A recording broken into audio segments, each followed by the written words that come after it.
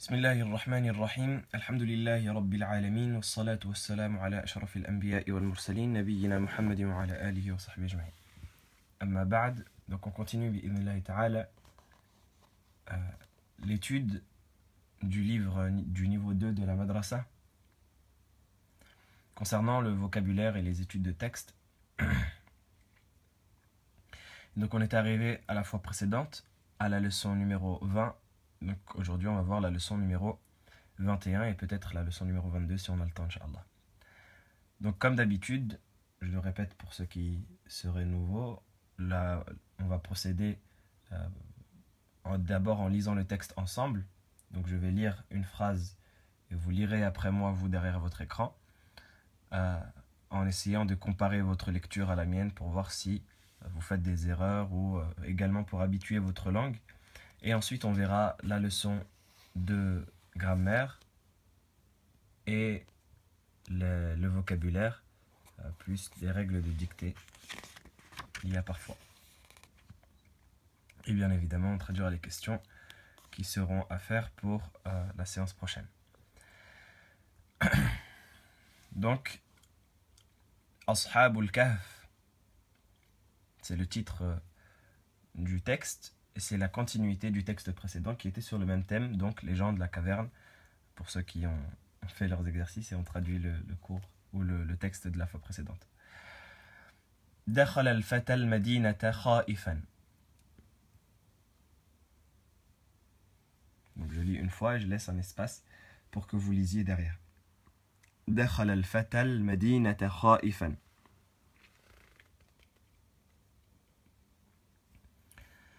فتعجب من تغير الديار.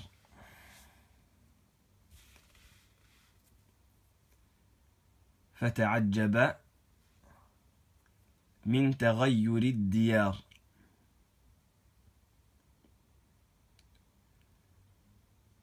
ولم ير مكان بيع الطعام.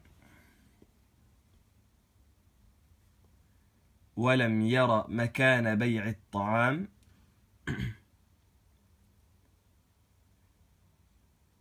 الذي كان يعرفه. الذي كان يعرفه. Donc encore une fois, faites attention aux liaisons. Parfois ça s'enchaîne rapidement. Donc ici, bay'it ta'am, une des erreurs les plus fréquentes des élèves, c'est de hacher les mots. Et ça montre premièrement que la personne n'est pas à l'aise avec la lecture. Et deuxièmement qu'il y a un problème justement de compréhension des liaisons. Donc, ici, bay'it ta'am, on sait que l'alif lam, ici ça commence par une hamzat wasl, donc on passe directement au mot suivant. Donc ça c'est une des choses qui handicapent le plus, qui reviennent le plus souvent pour ceux qui ont des problèmes de lecture, c'est de hacher les mots. Et l'arabe c'est une langue qui est très fluide, qui est basée sur la légèreté, al-khiffa, qui est basée sur la fluidité. Les arabes ils détestaient la lourdeur. Et le fait de hacher les mots et de ne pas être fluide dans sa parole, eh bien c'est un des plus gros signes de lourdeur qui handicape la langue et qui l'empêche de parler la véritable langue arabe. فدل عليه رجل. Donc on était là. فدل عليه رجل.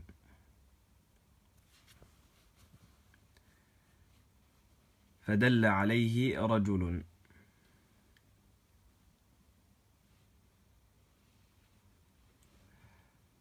لما أعطى الفتى دراهمه.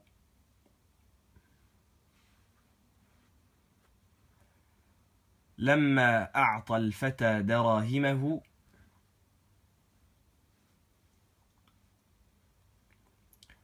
تعجب البائع.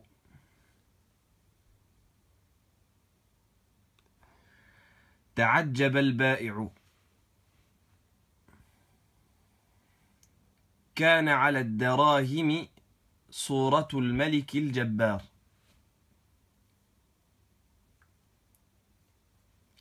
كان على الدراهم صورة الملك الجبار. وعليكم السلام ورحمة الله وبركاته. كان على الدراهم صورة الملك الجبار.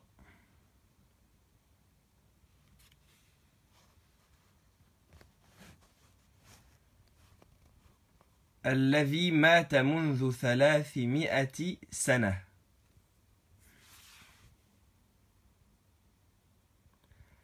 الذي مات منذ 300 سنة. Donc ce que vous voyez ici, ce mot-là, c'est un mot qui est très particulier. Il me semble qu'on a déjà eu l'occasion de le voir quand on a vu les chiffres l'année dernière. Les chiffres et les nombres en arabe. C'est un mot très particulier qui est mi'a. Donc il est écrit d'une manière spéciale en arabe. On commence par le mim, ensuite on rajoute un alif, et ensuite on ramène la hamza et le ta marbuta. Pourquoi est-ce qu'on l'écrit comme ça? Parce que les arabes, à l'époque, vous savez qu'ils n'avaient pas les points. Les points, c'était une chose qui a été rajoutée après, au fur et à mesure de l'évolution de l'écriture en arabe. Mais à l'époque, au début de l'écriture arabe, eh bien, il n'y avait pas les points. Donc lorsque on écrivait le mot mi'a comme il devrait être écrit, comme il se prononce, donc le mim, la hamza et le ta marbuta, ça pouvait ressembler à d'autres mots. Comme par exemple, je sais pas moi, minhu. Minhu qui s'écrit avec un mim, avec un nun, qui aurait la forme de la hamza, qui serait tout attaché, et un ta marbuta.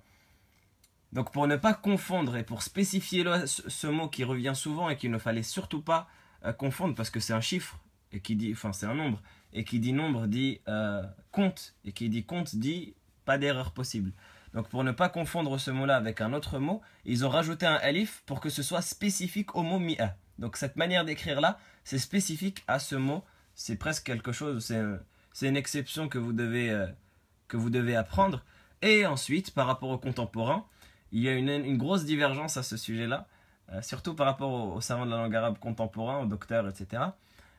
Sur est-ce qu'on doit, maintenant qu'on a les points et qu'on reconnaît les mots comme ils doivent être reconnus, est-ce qu'on doit enlever cette spécificité-là qui a été placée par les Arabes parce qu'on n'en a plus besoin? Et parce que clairement ça peut perturber, parce que le réflexe d'une personne non initiée, ce serait de lire ma'a. Et de ne pas prendre, surtout s'il n'y a pas shakl, surtout s'il n'y a pas les voyelles.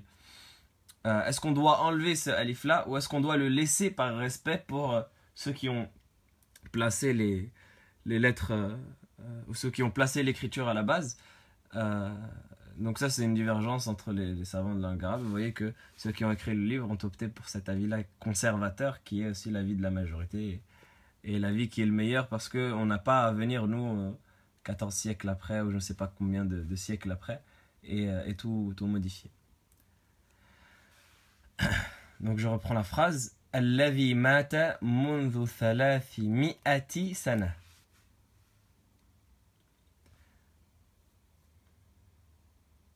Encore une fois, vous avez la règle de lecture qui dit que lorsqu'on s'arrête sur le ta marbuta, on le lit comme un ha. On le lit comme un ha. C'est également une règle de lecture qui dit que lorsqu'on s'arrête sur une lettre, donc lorsque la lettre est la fin de notre phrase lue, eh bien on la lit avec un soukoun. Ici, je ne le fais pas souvent, je le fais parfois, je ne le fais pas parfois parce que le but est de s'entraîner à la lecture. Ensuite, ces règles-là, elles peuvent arriver facilement, mais le but est de s'entraîner à la lecture. Ensuite, حسب البائع أن الفتى وجد كنزا.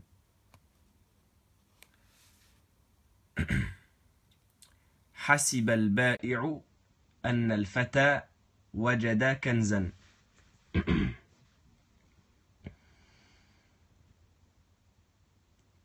Donc vous voyez que ici, dans le ba'i'u, le alif qui est rajouté, c'est un alif maddi, au contraire de mi'a. Donc vous voyez que c'est à peu près la même forme avec le alif et le hamza, juste après, mais c'est deux lectures complètement différentes. Ça, on a dit, c'est une exception qui a été placée pour différencier le mot mi'a avec d'autres mots qui pourraient s'écrire pareil, minhu, etc. Et là, c'est la lecture classique, donc on doit lire ba'i'u.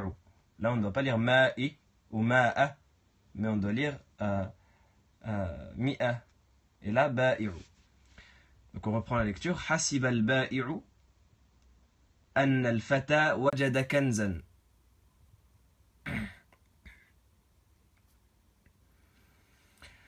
فذهب الناس به إلى الملك.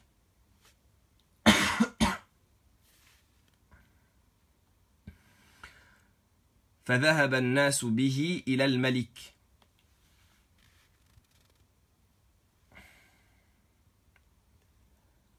وقد كان رجلا صالحا.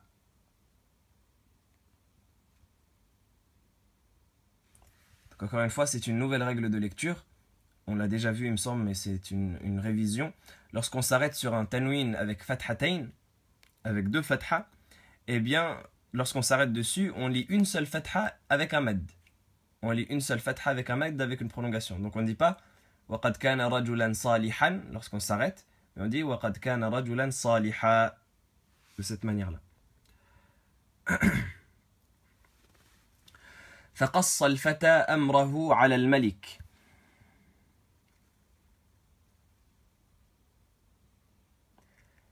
فقص الفتى أمره على الملك.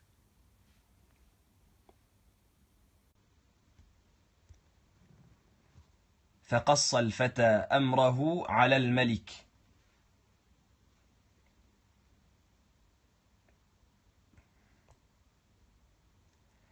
فركب هو وأصحابه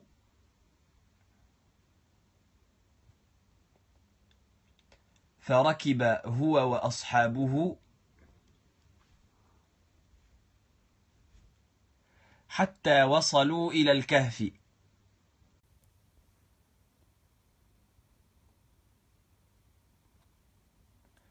حتى وصلوا إلى الكهف.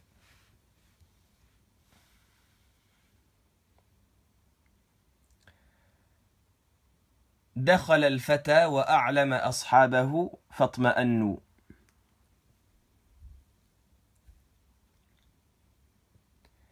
دخل الفتى وأعلم أصحابه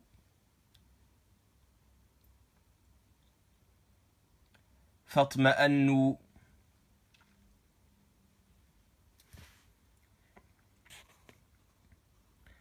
Si jamais au cours de la lecture vous avez un problème, évidemment je ne peux pas vous entendre. Donc pour ceux qui font l'exercice avec moi, si jamais au cours de la lecture vous avez un problème, n'hésitez pas à me le notifier et on revient dessus. كان في زمانهم أناس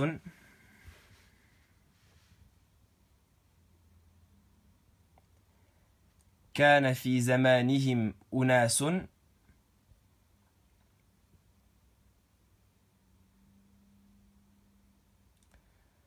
كان في زمانهم أناس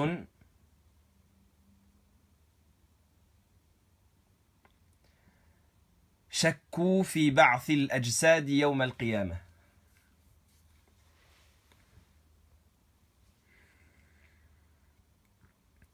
شكوا في بعث الأجساد يوم القيامة.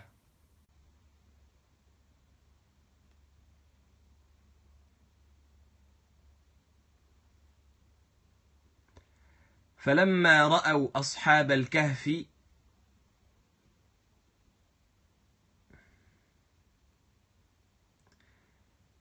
فلما رأوا أصحاب الكهف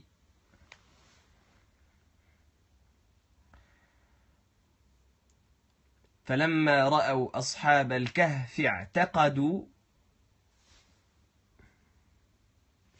Et qu'ici on fait la liaison parce qu'il y a le fa plus ensuite une hamzat wasl sur le début du mot suivant. Donc on fait la liaison directement, on passe du fa jusqu'à ayn. C'est le propre de hamzat wasl qu'on a déjà vu dans les séances précédentes.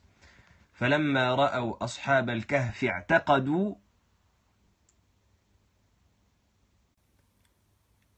أن الحشر يكون بالروح والجسد معا.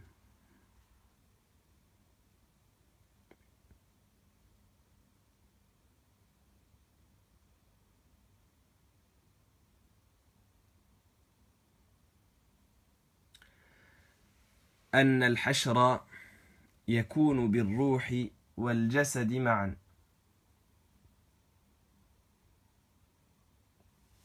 Donc le mot ma'an, en général, on ne lui applique pas la règle que je disais tout à l'heure pour saliha, etc. Le mot ma'an, en général, il reste comme il est, parce que c'est un mot variable, donc il ne change pas. Donc en général, on le prononce avec son tanwin, même s'il est à la fin du mot. Mais ça peut être prononcé ma'a aussi.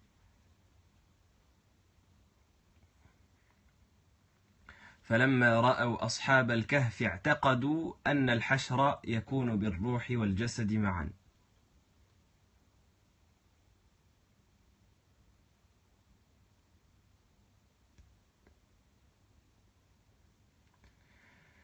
Subhanallahi Malik Yawmiddin.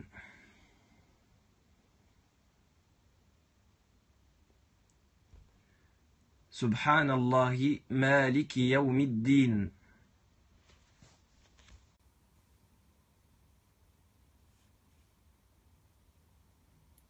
فعال لما يريد.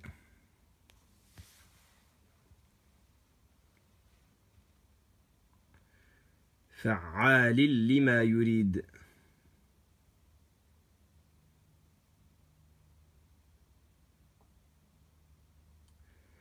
فعال لما يريد.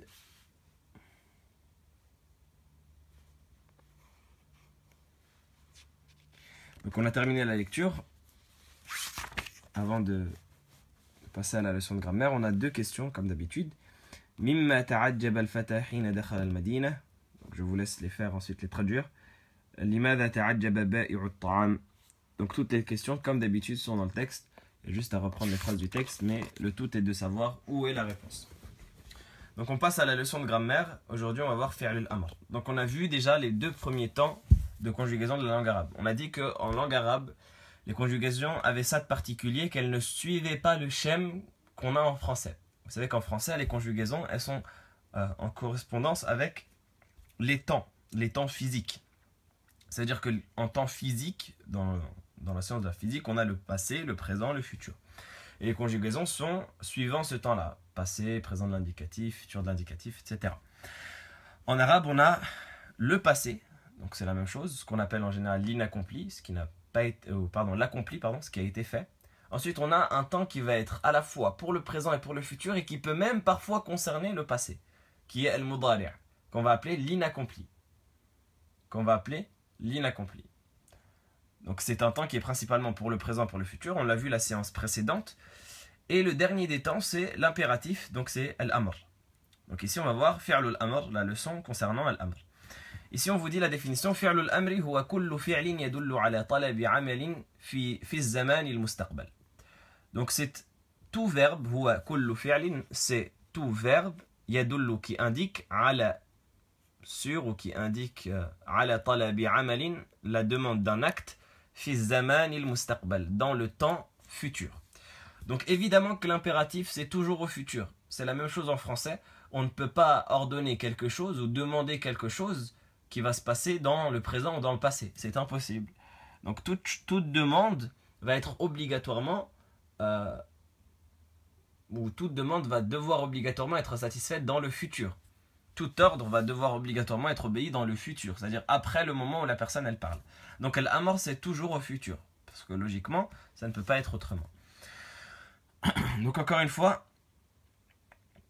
ici, ils évoquent Dhamir al-Mufrad et Dhamir al-Jama', ça on en a déjà parlé, le singulier et le pluriel. On a dit qu'il y avait une troisième catégorie en arabe qu'ils n'ont pas citée, encore une fois pour une raison que j'ignore, mais sûrement par pédagogie pour aller petit à petit et pour ne pas perturber l'étudiant francophone qui sera habitué simplement au singulier et au pluriel et qui ne connaîtrait pas la notion du duel, même si le mieux c'est de commencer à l'évoquer dès maintenant pour que l'étudiant s'y fasse. Mais al-Hasil, on va l'évoquer. Donc de toute manière, vous voyez très bien que les seuls pronoms qui sont concernés par al-amr, c'est Dhamir al-Mukhatab. C'est les pronoms de celui à qui on s'adresse. On avait déjà vu les trois catégories de pronoms dans la langue arabe. On a dit qu'il y avait Dhamir al-Mutakallim, les pronoms de celui qui parle, Dhamir al-Ghaib, les pronoms de celui qui n'est pas absent, qui n'est pas présent, pardon, donc huwa, hiya, etc., il, elle, la troisième personne, et Dhamir al-Mukhatab, les pronoms de ceux à qui on s'adresse. Donc les pronoms de ceux qui sont présents dans la discussion, tu, toi, etc. Anti, anta, antuma, antum, antunna. Donc ces pronoms-là, de ceux à qui on s'adresse. Évidemment, on ne peut adresser un ordre qu'à une personne à qui on s'adresse. On ne peut pas adresser un ordre à sa personne. Et si on adresse un ordre à sa personne, on va lui parler comme si on parlait à quelqu'un d'autre. C'est la même chose en français. Si je dis par exemple « Oh mon âme, arrête de désobéir », eh bien je vais lui parler comme si c'était... comme si je disais par exemple « Oh mon fils, arrête de désobéir », comme si c'était une personne extérieure à soi. On ne peut pas dire « Je arrête de désobéir ». Ce n'est pas concevable dans l'impératif. Est-ce que vous m'entendez? Est-ce que ça bug? Est-ce qu'il y a des coupures? En tout cas, je continue. S'il y a toujours des coupures, on va essayer d'arranger ça, Inch'Allah. Donc, on commence par Dhamir al-Mufrad. anta, donc tu, comment est-ce qu'on dit à l'impératif? On dit if'al. If'al. Donc vous voyez que ça commence par une hamzat wasl, et on avait déjà parlé de comment lire hamzat al-wasl quand elle commence le mot. Donc quand elle est entre deux mots, on a dit on passe directement à la lettre suivante. Donc si je lis la phrase là en entier, je dis an taf'al. Mais quand je commence par le mot, on avait déjà vu comment lire. En l'occurrence, on dit if'al. Pour anti, donc al-mukhataba au féminin, if'ali, on rajoute un ya. D'accord? Pour antum, au jama', donc on passe ici au jama' au pluriel, if'alu. Et pour antunna, if'alna. Et pour antuma, qui est, je vais le rajouter ici,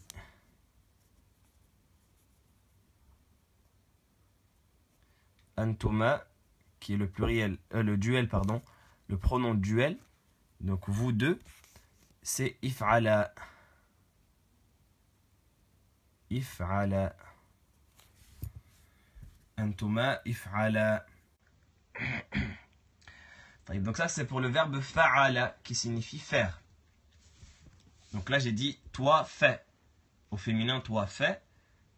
Au duel vous deux faites. Au pluriel vous faites. Et vous féminin faites. If'alna. L'exercice ce sera de faire la même chose pour le verbe kataba. Kataba donc uktub. Et ensuite, donc, anta, anti, antuma, antuma, antum, antunna. En sachant qu'il y a deux antuma toujours, hein, il y a masculin, féminin, mais comme ils se conjuguent de la même manière, on se contente d'un seul. Donc pour le mukhataba, antuma, c'est la même chose. D'accord? Donc ça, c'est l'exercice à faire. Donc encore une fois, toujours les mêmes exercices. On traduit le texte, on le recopie en arabe, on répond aux questions et on fait l'exercice de vocabulaire tout en apprenant les leçons. Donc par rapport au vocabulaire que vous avez ici, je vous laisserai le lire et l'apprendre seul. Donc on a mourir qui se dit mata, fata qui signifie jeune homme ou enfant, hasiba qui signifie penser ou croire. Hasiba c'est évaluer, c'est penser, c'est supposer, etc. Khaif qui signifie craintif. Shakka yashukku qui signifie il doute. Donc shakka au mardi yashukku mudari'. Dalla yadullu qui signifie indiquer, prouver, montrer. Ça peut signifier également indiquer le chemin, comme dans ce texte-là, il lui a indiqué un chemin. Jasad qui signifie le corps, au pluriel ajsad. Dirham qui signifie la monnaie. Donc dirham c'est la monnaie en argent. Dans l'istilah, dans la terminologie religieuse, dirham c'est la monnaie en argent. Et dinar, c'est la monnaie en or. Et darahim, c'est le pluriel de dirham. Yuridu, arada au mardi, yuridu mudari', c'est vouloir. Et soura, au pluriel suwar, c'est image. Ensuite, on a ici une règle, ahkam al-imla. Donc une règle de grammaire, ou une règle plutôt d'écriture en langue arabe qui va concerner la hamza. Donc par rapport à la hamza, ils disent si la hamza qui est cette lettre là que vous connaissez sûrement est au début d'un mot, il s'écrit sur un support de alif uniquement. Parce que cette hamza là, le petit 2 à l'envers, il peut avoir plusieurs supports. On va voir qu'il peut avoir comme support le alif, le waw et le ya. Mais en fonction de sa place dans le mot. Ça veut dire que, en fonction de sa place dans le mot, il va parfois avoir comme support le alif, parfois comme support le waw, et parfois comme support le ya. Et on verra les deux autres cas dans les leçons précédentes. Mais pour le moment, on voit le cas où c'est un alif uniquement qui peut lui servir de support. Et ça, c'est le cas où la hamza est écrite en début du mot. Quand la hamza est écrite en début du mot, elle ne peut avoir que le alif en support. Que ce soit avec une fatha, avec une dhamma ou avec une kasra. Donc avec une fatha comme par exemple dans le mot arada, avec une dhamma comme dans le mot usra, arada qui signifie vouloir. Donc vous avez ici yuridu, arada, c'est la même forme sauf que ça c'est du mardi, ça c'est du mudari'. Usra qui signifie famille et ila qui signifie vers. Donc l'exercice à faire ici, c'est d'écrire la hamza en fonction de sa place dans le mot. Donc vous voyez bien que ce qui est particulier pour la hamza avec support alif, ou la hamza en tout cas dans ce cas-là, c'est que lorsqu'il y a une fatha ou une dhamma, on écrit la hamza au-dessus du alif, et lorsqu'il y a une kasra, on l'écrit en dessous. Donc à vous de voir dans l'exercice ensuite à quel moment vous écrirez la hamza en dessous du alif et à quel moment vous l'écrirez au-dessus du alif.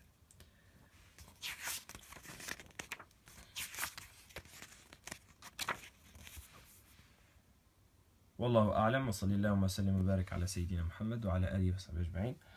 سبحانك اللهم وبحمدك أشهد أن لا إله إلا أنت أستغفرك وأتوب إليك والحمد لله رب العالمين. بارك الله فيك.